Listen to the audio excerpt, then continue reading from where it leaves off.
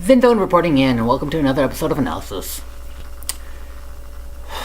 So I'm trying to figure out on how to talk about these films. Well, first off, it's October! Yay, for some reason! I mean, hey, we got Halloween to look forward to, and first time in 666 years, from what I heard, I am too far away, Friday the 13th lands on October. That's significant. Very good day for spirituality, you ask me. So, speaking of spirits, okay, so, this film series, there's only two of them, has been a little bit of an enigma to me, if that's the right word. For I've known about the film since I was, born during the 90s. Thus, of course, I knew about it during the 90s, because it was from the 90s. And I never actually watched it until I was an adult. Actually, I don't think I've even watched it until at least within the last year. And I suppose I see the appeal of it, but what I want to talk about is the Sister Act 1 and 2, which stars Whoopi Goldberg. And, well, these films, they're not terrible. I'll give them that much. On how it pretty much all starts was just something with the only one that was supposedly necessary to exist was just the original Sister Act. And the situation is that Whoopi Goldberg plays I don't want to say showgirl because I don't know, Whoopi Goldberg plays a singer in Las Vegas or Reno, I believe it was, but bears witness by accident a murder scene and has to be put inside of witness protection. And what warrants her witness protection, or rather where she goes, is that she hides in the last place that the mobster thinks of looking, which is a monastery right dab in the middle of New York, I believe. I think it was New York. So she has to hide out as a nun among other nuns. And, well, recently I learned that during the time when the film came out, there was a trend going on with films having people go into hiding, or at least live among the simple folk, rather than living among their sophisticated livelihoods. Just throw. And it's that kind of story at first, at least with the first one. Just pretty much you could just try to think of every single cliche that comes along with the film that, has your rich everyday man, not everyday man, and just throwing that guy among the Amish folk and seeing how he survives. Yet, along the way, they learn to come together and actually improve the life of the simple folk.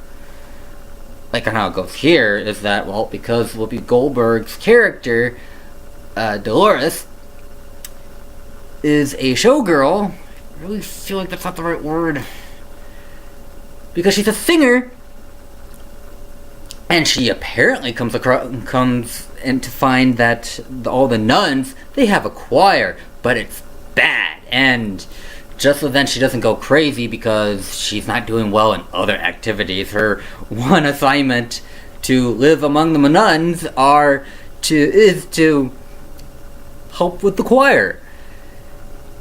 And as she goes, she then helps the choir to sing better. And when it comes to their first performance after Whoopi's tutelage, hey, they're jiggy with it. That kind of situation. In other words, instead of just having proper singing voices, they have beat and livelihood to the new singing. it's kind of like, what's an example? I don't know. It's just like if you have a single line, but that a single line is your usual singing, but then of course, like, you know how those choirs usually go. Like, if you go to church, as my example, you just go to church and they have singing, and I'll be perfectly honest, I don't like the singing at church. It just grates with me for some reason, and I can't get around it ever. But due to Whoopi, she like makes it all lively, you know, like up and downs, and it becomes fun. And in the end, it's actually what the church needed at the time, because if you would pay attention, according to the film, well, not a lot of people were worshipping right then and there. Why? Oh, I don't know, but they just needed some music that was fun, just and inviting, and then they wanted to worship. You know, to be perfectly honest, it's an idea for a film, but I don't logically think it would happen if we're going to talk logistics. I mean, like, for one thing, like, alright, if the church that was down the street just suddenly had a bunch of lively music to it, I wouldn't be thinking. I honestly wouldn't be curious enough to just go and check it out. Go in. I mean, for one thing, I can hear the music outside, so okay, fine. But fine. That's the narrative, and well, they're getting popularity, and popularity is bound to bring attention to certain people who may not want to be known about Whoopi's whereabouts, because I just said earlier, if you were paying attention, she's under witness protection. Oh.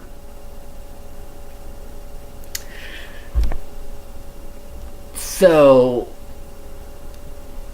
and, not only just the church, but she does help bring livelihood, or a sense of life to all the other nuns among them.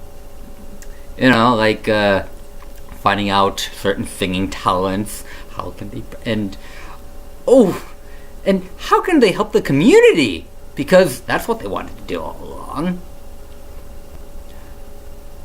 One reason I bring that up is all because due to a certain source that I, at least nudged me a little more towards the interest of finally watching this film, or the first one at least,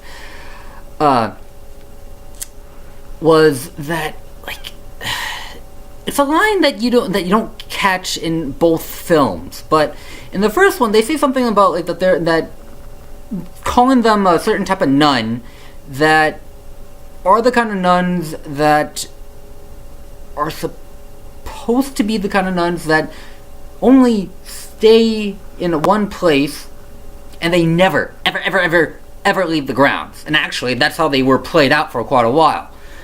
Yet it wasn't until the second film, which I'll talk about soon, they are then called the kind of nuns that do go out into society. And actually, like, I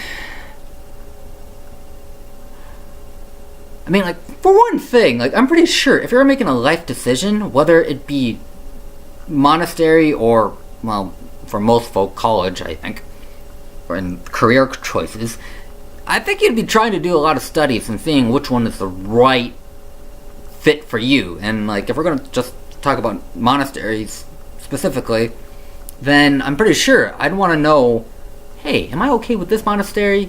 Because especially if their original idea was to have them live there forever, or at least until, like, and do nothing but worship. But you're the kind of person who's becoming a nun just to help the community, then I'm pretty sure you would try to make sure, is this monastery helping the community, or is it just staying withdrawn?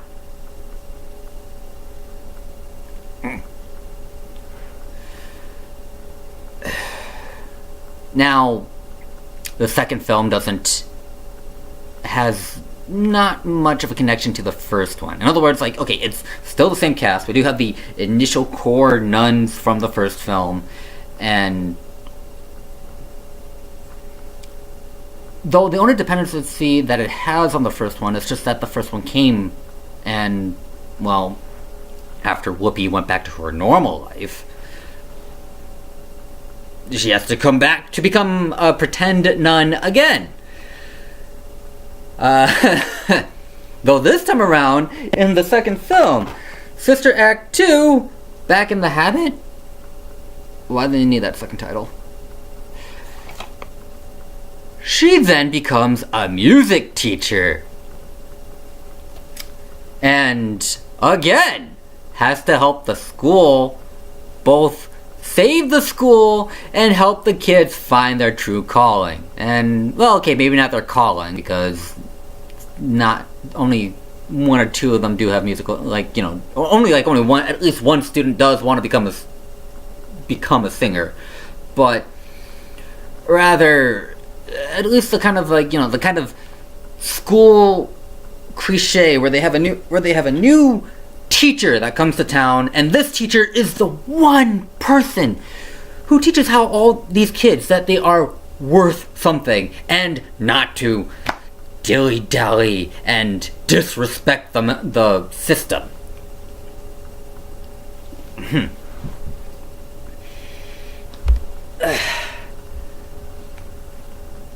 And, oh hey, why don't we just throw in a competition? That at least would put up some stakes in the second film.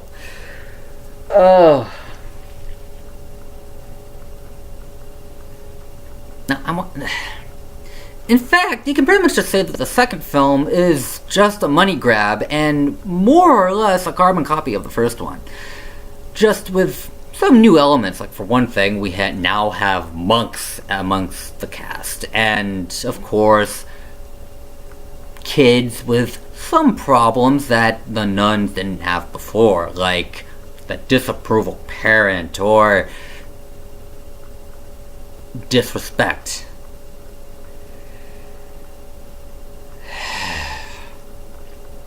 But hey, Whoopi isn't a normal nun, she's a pretend nun. So she knows how to at least counteract kids for a while until she has to put her foot down and say, either you participate or you fail. Now, are these films worth watching? Because my ranking on one film is the same as the other. In other words, I would say that if you, like, you know, check out the first one, whether out of curiosity or if you just want to say, oh, I saw it, and depending on how you like this one, then you can check out this one. Only because, well, if you don't like this one, then why would you like the second one? Although, from what I remember, it does have a better ending credits performance. It's fun, you know, just everybody does a music video, whereas this is just only slideshows of magazines saying, oh, Whoopi's nun character was popular. In-universe. I mean, like, if anything, or at least on one reason why I still remembered seeing it when I was a little kid, and when I mean seeing it, I mean, like, at least aware of it and seeing maybe some commercials. It's just the fact that, well, can you name any other nun movies? Like, the only time where I can think of that nuns were prominent is just either The Flying Nun or, you know, certain cast members from The Sound of Music. And even then, like I said, like, it's not the first film to do, like, you know, have the everyday person then go into a situation that is completely their opposite. It's been done before. In fact, I still have one memory of this one. It wasn't the entire film, but I know there was a big section of this one film where, like, I think a Native American eventually goes along, winds up living among the monks, and he helps brighten their monks' lives. Something to do with introducing them to popcorn. And that's the one thing I remember that film, and if anyone knows what that film I'm talking about, please tell me what it is, because I am looking for it, and I have no other references.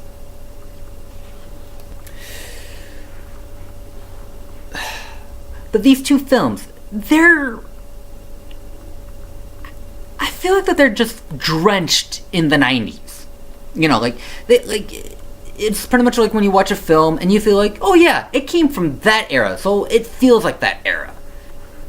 And these two films, I'll give them a recommendation. Because, you know, like, they're not, you know, like, sure, there are some, like, one reason why